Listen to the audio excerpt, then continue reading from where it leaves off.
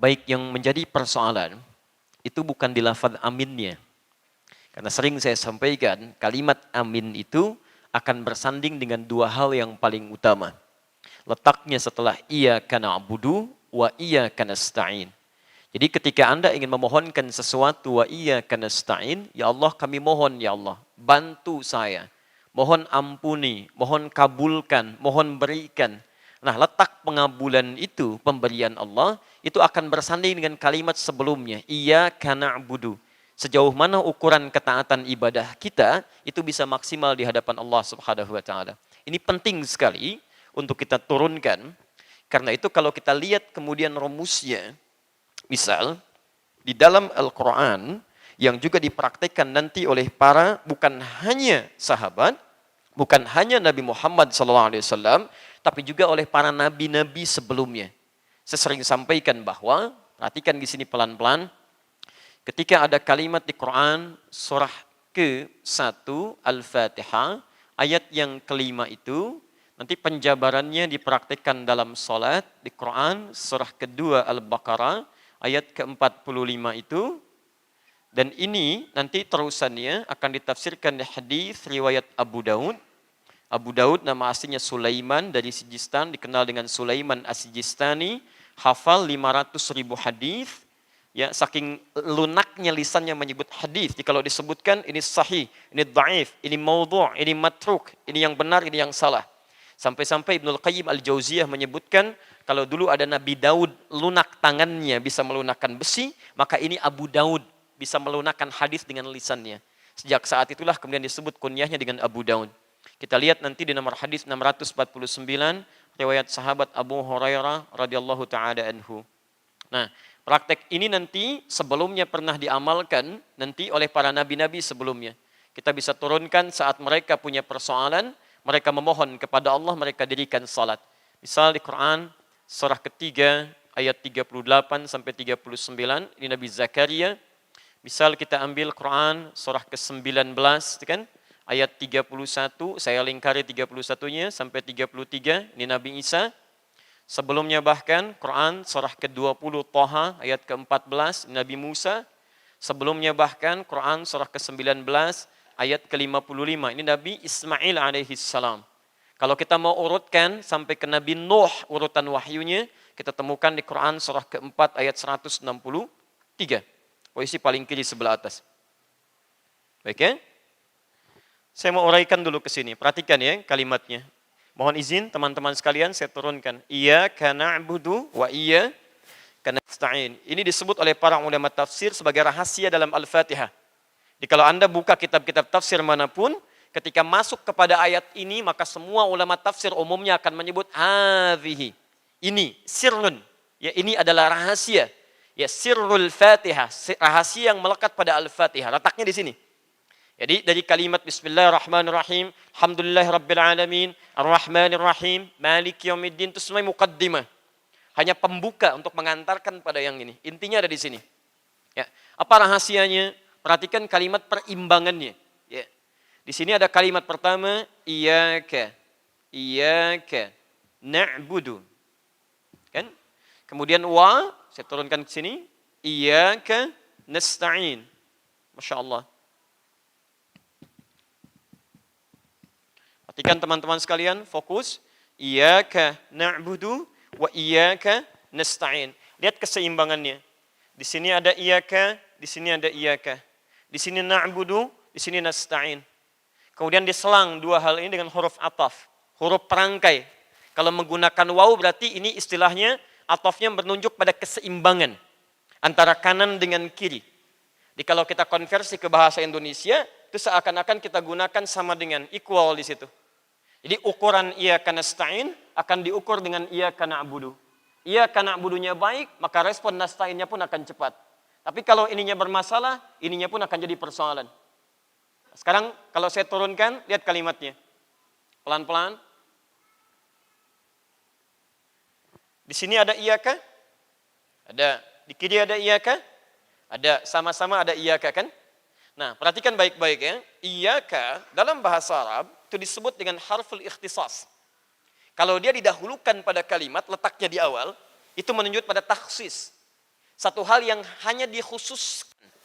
Saya ulang, satu hal yang hanya dikhususkan pada objek tertentu, bukan pada yang lainnya. Jadi hanya ini saja. Makanya kita artikan hanya kepadamu, hanya berarti yang lain tidak ada. Paham sampai sini? Kalau saya akhirkan ke sini, na'budu iyyaka, itu maknanya berubah. Kita menyembah yang ini, tapi ada peluang membuka menyembah pada yang lain. Tapi kalau Anda dahulukan ke sini, iyyaka na'budu, maka ini dalam bahasa Arab disebut dengan ikhtisas, makna paling singkatnya ada komitmen hanya untuk menjadikan ibadah pada Allah saja, bukan pada yang lain. Paham sampai sini? Baik. Satu, lihat sini ya. Ibadah melahirkan komitmen. Hanya kepada Allah. Satu ini. Yang kedua, perhatikan. Ketika di sini ada iyyaka, di sini pun ada iyyaka. Awas ya, lihat baik-baik. Ketika menggunakan huruf waw, berarti komitmen yang di sini, ini pun sama dengan komitmen yang di sini. Awas ya, fokus. Ini juga ada komitmen. Nanti pelan-pelan, nanti kalau sudah saya terjemahkan seluruhnya, bisa dipahami dengan baik. Di sini ibadah, di sini minta tolong. Jadi kalau Anda terjemahkan di sini, saya hanya akan ibadah kepada Allah saja, bukan pada yang lain. Maka Anda tidak boleh memohon, Anda tidak boleh menyembah, Anda tidak boleh berdoa, singkatnya Anda tidak boleh beribadah kepada selain Allah. Jelas sampai sini? Baik, lihat kalimat ini ya. Misal, ibadah pertama kita itu ibadah lisan. Makanya ketika orang mau masuk Islam, ibadah lisannya pertama kali yang diungkapkan. Apa yang diucapkan? Asyhadu an la ilaha illallah. Itu mengucapkan pakai apa? Lisan. Perhatikan, asyhadu an la ilaha illallah. Itu sudah mengandung kata iyyaka di situ. Lihat kalimatnya. La ilaha illallah. Fokus ya, baik-baik. Ini baru ibadah lisan. La ilaha, tidak ada Tuhan, tanafikan yang lainnya, semua. Nah, teruskan. Kalau ditambahkan dengan illallah, yang ini menafikan, yang ini menetapkan. Jadi kalau Anda katakan la ilaha, berarti semua nggak ada Tuhan tuh. Illallah, kecuali Allah saja. Jadi nggak ada yang lainnya. Nah, orang yang sudah mengatakan la ilaha illallah, maka konsekuensinya lisannya tidak boleh mengatakan lagi ada Tuhan selain Allah. Lisannya tidak boleh lagi mengatakan ada agama selain agama yang diridhoi oleh Allah. Jika benar lisan Anda menjaga syahadat Anda, benar lisan Anda menjaga ibadah Anda kepada Allah, maka lisan itu ketika mengucapkan permohonan kepada Allah akan cepat direspon oleh Allah Subhanahu wa taala. Paham? Maka tolong ya, kalau Anda selama ini berdoa kepada Allah, bermohon kepada Allah, lisan Anda memohon, tapi jawaban tidak pernah datang, coba cek. Apa yang salah di lisan Anda di sini? Barangkali ada sesuatu yang salah di iyyaka na'budu, sehingga ketika Anda iyyaka nasta'in maksimalkan, tidak muncul di dalam kehidupan. Paham ya? Halo? Ya. Ini baru aspek tauhid. Misal, aspek muamalah. Awas hati-hati, awas hati-hati. Baik, berkata baik ibadah bukan? Tahu dari mana? Kalau tidak tahu katakan. Allah alam. Baik. Ya, sekarang lihat baik-baik ya. Berkata baik itu ibadah atau bukan? Baik. Ibadah atau bukan? Ibadah. Tahu dari mana? Allah alam, Masya Allah. Baik, mari kita lihat sini. Lihat, orang yang bersyahadat itu disebut orang beriman. Sepakat sampai sini? Sepakat ya? Jadi ketika mengatakan asyhadu alla ilaha illallah, berarti dia sudah beriman kepada Allah ya. Makanya orangnya disebut dengan mukmin, pekerjaannya disebut dengan amana, jamaknya disebut dengan amanu. Jadi kalau di Quran ada kalimat ya ayyuhalladzina amanu, itu menunjukkan pada orang-orang yang beriman. Karena itu setiap ada kalimat iman, setelahnya pasti ada perintah untuk ibadah. Jenisnya amal soleh. Silakan Anda cek, setiap ada kalimat iman, setelahnya pasti amal soleh. Ibadah bentuknya. Jadi kalau ada di Quran dibuka ayat dengan kata amanu, setelahnya pasti bernilai ibadah. Lihat, walas, Quran surah 103. Innal insana lafi khus illal ladzina amanu wa amilus solihat. Setelah amanu, amilus solihat. Amilus solihat itu ibadah. Rincian amal soleh ini nanti dirinci dalam bentuk amalan-amalan ibadah. Contoh, kalimat iman pertama Al-Baqarah ayat ketiga. Alladzina yu'minuna bil ghaib. Iman. Yu'minun. Setelah itu apa? Wa yuqimunas shalah. Salat ibadah bukan? Ibadah. Baik. Contoh, Al-Baqarah 183. Paling kiri sebelah atas. Ya ayyuhalladzina amanu kutiba alaikumus syiyam. Kalimat puasa dibuka dengan kalimat iman. Artinya kalau ada ayat-ayat di Quran dibuka dengan kalimat iman, maka ayat setelahnya menunjuk pada ibadah. Apakah itu ibadah dalam bentuk ritual? Apakah itu ibadah dalam bentuk sosial? Apakah itu ibadah dalam bentuk tauhid? Atau apakah itu ibadah dalam bentuk muamalah? Sekarang perhatikan, lisan kita ketika disebut oleh Quran itu tidak akan jauh dari fungsi ibadah. Quran surah ke-49 ayat ke-11. Perhatikan kalimatnya. Lisan. Ya ayyuhalladzina amanu la yaskhar qaum min qaum. Hei orang-orang yang telah menyatakan dirinya beriman kepada Allah, jangan saling cela. Ada ayatnya? Ya ayyuhalladzina amanu. Hei orang-orang telah menyatakan dirinya beriman pada Allah. Iman. Lihat, tauhid Anda disentuh, setelah itu muncul ibadah pada lisan. La yaskhar qaum min qaum. Jangan saling cela. Ayat sebelumnya yang keenamnya, ya ayyuhalladzina amanu in ja'akum fasiqun binaba'in fatabayyanu. Hei orang-orang telah beriman, jika datang berita yang tidak benar dari orang yang tidak baik, kredibilitasnya cek dulu. Pastikan benarnya, jangan sebarkan hoax. Itu ayat tentang penyebaran hoax. Sekarang perhatikan, lisan orang yang selalu digunakan untuk ibadah, konsekuensinya ketika lisannya ini digunakan untuk memohon kepada Allah, maka akan cepat Allah mengabulkan permohonannya. Kalau satu kali Anda memohon kepada Allah, ternyata maaf permohonan Anda tertunda, coba cek. Ada nggak yang salah dalam kana budunya? Ini poinnya. Jelas. Dan puncaknya, sholat. Ini puncaknya. Ya, hati-hati.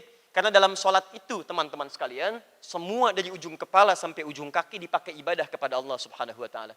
Lisan kita bicara, kepala kita menunduk, tangan kita digerakkan, kaki digerakkan dari ujung kepala sampai ujung kaki. Makanya ketika ada seseorang dalam sholat yang membaca kalimat ini, itu langsung turun hadis qudsi seketika. Kalau benar sholat Anda, itu dahsyat jawabannya. Abu Daud, nomor hadis 649. Alhamdulillah. Lihat jawabannya, perhatikan. Idza qala al-abdu, kalau seorang hamba memohon dalam sholatnya, iyyaka na'budu wa iyyaka nasta'in. Dia berkata, ya Allah sekarang hamba sholat hanya kepadamu saja. Wa iyyaka nasta'in, dan sekarang hamba punya persoalan, hamba mohon solusi hanya padamu saja. Lihat jawaban hadis qudsinya. Qala Allah azza wa jalla, Allah menjawab doanya. Hadza baini wa baina abdi. Ini perjanjian antara aku dengan hambaku, perjanjian. Wali abdi masal. Kalau hambaku benar sholatnya sampai sekarang ini, masalah. Apapun yang dia minta sekarang, aku akan kabulkan. Apapun yang dia minta, aku akan kabulkan. Karena itu orang-orang dulu termasuk para nabi, ketika mereka punya kebutuhan tertentu, ketika mereka punya hajat tertentu, punya persoalan tertentu, kebanyakan mereka memohon dalam sholat. Sholat itu bukan ibadah yang hanya disyariatkan pada Nabi Muhammad SAW dan umatnya, tapi umat dulu pun sudah mengerjakannya. Tapi dengan cara yang berbeda. Ya, kita lebih sempurna. Jadi kalau ada sesuatu yang belum terkabul, coba cek barangkali ada yang tidak tepat dalam sholatnya. Minimal coba lihat sindiran Allah di Quran surah kedua Al-Baqarah ayat 186, paling kiri sebelah bawah. Ini nyindirnya halus sekali, tapi tajam. Wa idza sa'alaka 'ibadi 'anni fa inni qarib. Maaf, Dai Muhammad, jika hambaku datang kepadamu mencari-cari aku, bertanya tentang aku. Mohon izin ya, kalau ada hamba mencari-cari Allah biasanya motifnya apa?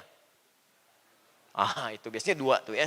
Dua tuh ya, mohon maaf. Biasanya cuma dua motif orang mendekat kepada Allah. Satu, kebanyakan lagi butuh. Punya masalah.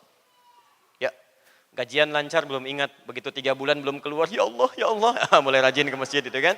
Baik, uang belanja lancar biasa. Begitu terhambat 5 bulan baru, ya Allah, saya sudah tahajud, ya Allah. Sudah puasa, kenapa belum dikabul juga? Oh, tahajud baru 1 rakaat. Ya, baik, puasa setengah hari sudah buka. Ya, jadi masalah. Baik. Yang kedua, iman sedang menguat. Ini biasanya.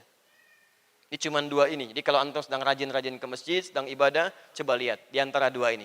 Kalau tidak imannya sedang kuat, berarti sedang punya kebutuhan. Oke? Nah, sekarang perhatikan. Wa idza sa'alaka 'ibadi 'anni fa inni qarib. Enggak usah banyak dicari. Saya dekat. Perhatikan, ketika ada yang bertanya pada Nabi, saya butuh sesuatu pada Allah. Kata Nabi, kamu enggak usah cari.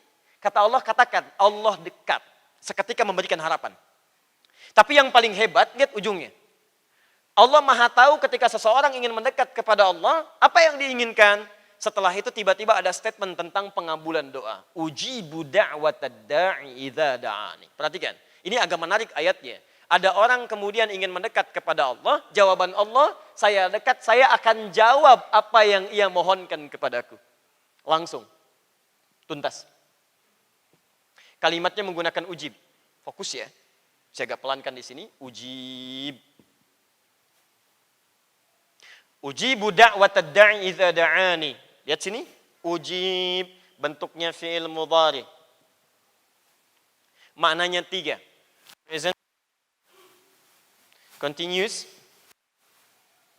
Future. Ikan, tolong fokus ya. Lihat baik-baik ini. Seperti biasa dianggapnya tapi ini penting. Kaidah doa dalam Al-Quran. Ketika dimohonkan kapanpun, lihat jawaban Allah. Ketika dimohonkan kapanpun, kaidahnya present. Sekarang Anda berdoa, kata Allah saya kabulkan. Continuous. Kapanpun Anda berdoa, terus-terusan saya pun akan kabulkan. Future. Nanti Anda berdoa, saya pun akan kabulkan. Di sifat doa itu, ketika disebutkan di Quran, begitu dimohonkan, akan dikabulkan. Entah seketika dikabulkan, nanti dikabulkan, atau diganti yang terbaik dengan apa yang Anda butuhkan. Karena Allah hanya mengabulkan apa yang Anda butuhkan, bukan apa yang Anda inginkan. Tapi poinnya, setiap doa dipanjatkan, di situ Allah mengabulkan. Persoalannya, kapan Allah cepat mengabulkan doa ini? Lihat ujung ayatnya, diikat dengan na'budu. Ini iyyaka nasta'in, yang ini na'budunya tidak ketinggalan. Lihat ujungnya. Falyastajibu li. Kalau Anda ingin cepat dikabulkan doanya menggunakan fa. Harfu atfin bila hudud. Huruf merangkai 2 peristiwa tanpa jeda. Cepat artinya. Artikan dengan cepat. Jadi peristiwa pertama Anda ingin cepat dikabulkan doanya. Peristiwa kedua Allah menuntut Anda cepat mengerjakan apa yang Allah inginkan. Lihat sini. Kalau Anda ingin cepat dikabulkan doanya. Kata Allah, falyastajibuli. Maka cepat segera respon setiap seruanku. Ini ingin cepat dikabulkan doa. Maka cepat respon seruanku. Masya Allah. Anda cepat merespon seruan Allah, iyyaka na'budu, maka seruan Anda pun kepada Allah akan cepat direspon oleh Allah. Wa iyyaka nasta'in. Lihat ukurannya. Jadi kalau Anda cuma mengharap amin, amin, amin, amin, iyyaka nasta'in, tapi tidak pernah meningkatkan iyyaka na'budu, itu sampai kiamat kurang 2 hari pun akan susah. Akan susah. Sehari lagi buat tobatlah kesempatan itu kan. Nah, lihat sini. Jadi ukurannya adalah kalau Anda ingin dipercepat iyyaka nasta'innya, maka iyyaka na'budunya tingkatkan, ini poinnya. Jadi kalau Anda yang tiap hari bermohon pada Allah, minta, bahkan duduk di antara 2 sujud 7 permintaan, Rabbighfirli warhamni dan seterusnya, baru saja kemudian bertakbir sudah minta, rukunya minta, i'tidal minta, sujudnya doa, duduk di antara 2 sujud doa, mau ditutup salam doa, tapi nggak ada yang terkabul satupun. Coba cek. Barangkali ada yang salah nih, diantaranya cara cepat merespon ibadahnya.